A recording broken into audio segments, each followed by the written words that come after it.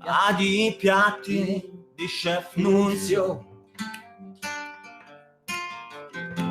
Io stasera non rinunzio.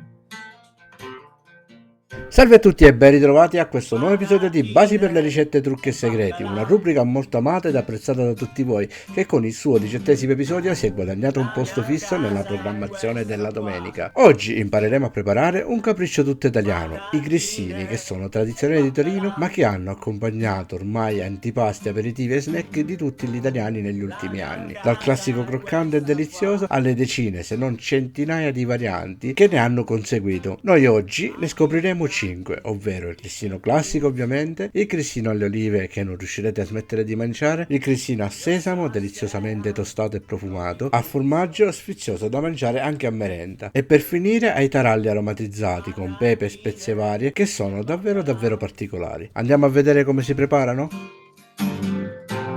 La mia casa è questa. Come prima cosa prepariamo un impasto che sarà la base di tutti i nostri grissini. Per realizzarlo mettiamo lo zucchero nell'acqua tiepida, aggiungiamo il lievito e mescoliamo con cura fino a quando lo zucchero non sia completamente sciolto. Questo favorirà la riattivazione del lievito, consentendoci di sfruttare la sua forza lievitante al 100%. Adesso mescoliamo il sale con la farina per ridurre invece stavolta l'impatto tra il lievito e il sale che, come si sa, indebolisce la forza lievitante. Versiamo a questo punto all'interno della farina i liquidi, compreso l'olio extravergine d'oliva, ed iniziamo il nostro classico impasto lavorando dapprima con il cucchiaio di legno fino a quanto possibile, per poi continuare ad impastare con le mani fino al riassorbimento di tutta la farina. Ottenuta la nostra pagnottella, copriamola affinché non prenda aria e lasciamola riposare per 10-20 minuti. Nel frattempo snoccioliamo e tritiamo grossolanamente le olive. C'è un trucco per evitare che le olive si stacchino fastidiosamente dagli impasti, non so se mi è mai capitato. Per risolvere questo problema ci basta semplicemente infarinare abbondantemente le olive così tritate, schiacciando bene con le dita la farina su di esse. La farina assorbirà l'eccesso di olio e di liquidi, creando così una patina appiccicosa che farà rimanere attaccate al loro posto le olive nell'impasto. E a proposito di impasto, sono trascorsi circa 15 minuti, riprendiamo la pagnotta che abbiamo lasciata riposare e lavoriamola con un po' di farina sulla spianatoia finché non risulta liscia e compatta. Visto che faremo più tipi di grissini, dividiamole in 4 parti uguali, in modo tale da poter poi farcire in 4 modi diversi e quindi realizzare diversi tipi di grissini. Iniziamo l'impasto per i taralli, aiutiamoci con una ciotola in cui versiamo prima l'impasto e poi gli odori, a cominciare dall'origano, il basilico essiccato, l'erba cipollina, e per finire diamo un tocco di mediterraneo pezzettando 2 piccoli peperoncini essiccati. Impastiamo con cura fino a quando gli odori non si saranno distribuiti uniformemente, dopodiché realizziamo una piccola pagnottella e mettiamola via. Ripeteremo più o meno la stessa operazione ma con il parmigiano per realizzare per l'appunto i grissini al formaggio. Mettiamo una macinata di pepe per esaltare un po' il sapore ed impastiamo. Una volta amalgamato bene il tutto, formiamo anche qui una pagnotta che metteremo a riposare. Infine prepariamo l'ultimo impasto, quello alle olive. Versiamo all'interno le olive che abbiamo infarinato precedentemente. Impastiamo e noteremo subito che grazie al nostro trucchetto in pochi movimenti otterremo una bella pagnotta alle olive. L'ultimo invece lo lasceremo così in quanto non ha bisogno di ingredienti al suo interno, perché faremo con una parte i grissini classici mentre con l'altra parte i grissini al sesamo, che vedremo tra un po' come si fanno. Mettiamo via coperte a lievitare per circa un'oretta le 4 pagnotte che abbiamo ottenuto. Passiamo alla parte creativa e definitiva della ricetta, cominciando a preparare forse i più sfiziosi tra tutti i grissini che prepareremo oggi, quelli alle olive. Aiutandoci con un mattarello ed un po' di farina stiriamo la nostra pagnotta alle olive ottenendo la sfoglia il più possibile quadrata dello spessore di mezzo centimetro. Ottenuto lo spessore desiderato, muniamoci di un tagliapasta, un tagliapizza per realizzare delle strisce a sua volta di mezzo centimetro. Ottenute le strisce per il lungo, rifiliamo le estremità in modo tale da ottenere dei grissini di misura uguale e quindi nell'insieme un aspetto più ordinato e pulito. Distribuiamoli con cura su una teglia ricoperta di carta forno e lasciamoli lievitare per ancora un'oretta. Ma andiamo avanti con un'altra variante, i grissini a formaggio molto particolari, gustosi e stuzzicanti. Per realizzarli anche qui aiutiamoci con un mattarello, un po' di farina sulla spadatoia e otteniamo una sfoglia dello spessore di mezzo centimetro. Con il tagliapasta questa volta otteniamo delle delle strisce larghe un paio di centimetri e lunghe circa 4-5 centimetri. Pennelliamo le strisce ottenute con un po' di olio d'oliva ed una volta spennellate con cura aggiungiamo un pizzico di parmigiano. Adesso per realizzarle arrotoliamole su se stessi in modo tale da ottenere questo bel effetto visivo. Rivediamolo.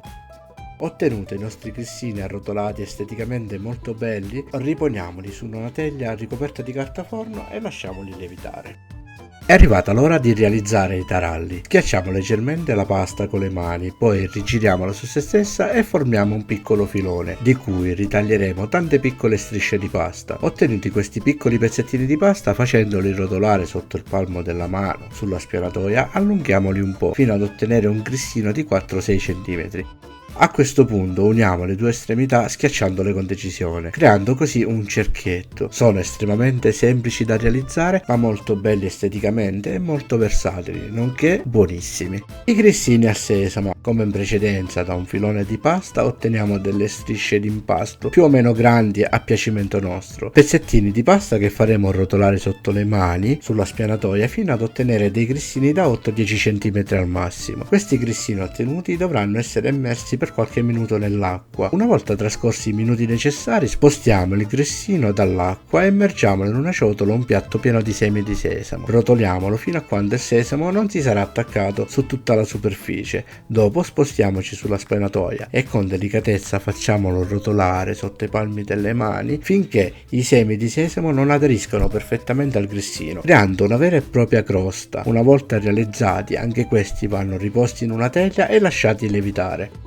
E chiudiamo questa carrellata con gli immancabili grissini classici. C'è poco da dire, ricaviamo delle strisce di pasta come per i grissini precedenti e semplicemente allunghiamo i grissini facendoli dello spessore che desideriamo, calcolando che più sono sottili e più diventeranno croccanti, e alla fine riponiamoli come il resto dei grissini a lievitare. Dietro le quinte c'è un pilastro che regge me, il canale e tutto quanto. Questo pilastro si chiama Esther. Non perdo mai un'occasione per strappare un sorriso alla mia amata e in questo caso realizzo solo per lei un bellissimo cuore di grissino.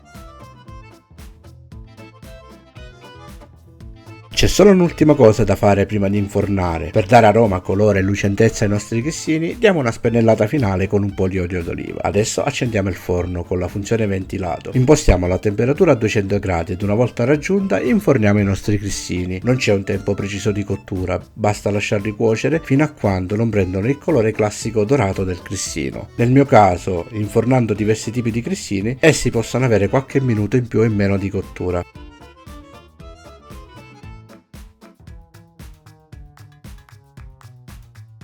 Ora che i nostri grissini cominciano ad avere un bellissimo colore dorato, non ci resta che sfornarli e riempire tutta la casa del profumo delle cose buone che questi meravigliosi prodotti emanano. Meravigliosi davvero, uno più bello dell'altro. Peccato non potervi avere qui a godere con me di queste piccole gioie. Se decidete di realizzare un mix di grissini come quelli che ho realizzato oggi, potrebbe questo rivelarsi la carta vincente di un pranzo di successo con i vostri graditi ospiti. Ecco un'idea di come è possibile realizzare un cestino a dir poco bellissimo ed invitante che farà da centro tavola, attirando l'attenzione e soprattutto le mani degli ospiti. La prova? Il mio piccolo Danilo non può resistere. Per questo 18° episodio di Basi per le ricette, trucchi e segreti siamo davvero arrivati alla fine. Spero che questi deliziosi grissini arrivino alle vostre tavole e che siano un grandissimo successo. Chef Nunzio vi ringrazia, vi saluta e vi rimanda al prossimo episodio. Ciao belli! I piatti di Chef Nunzio, io stasera non rinunzio.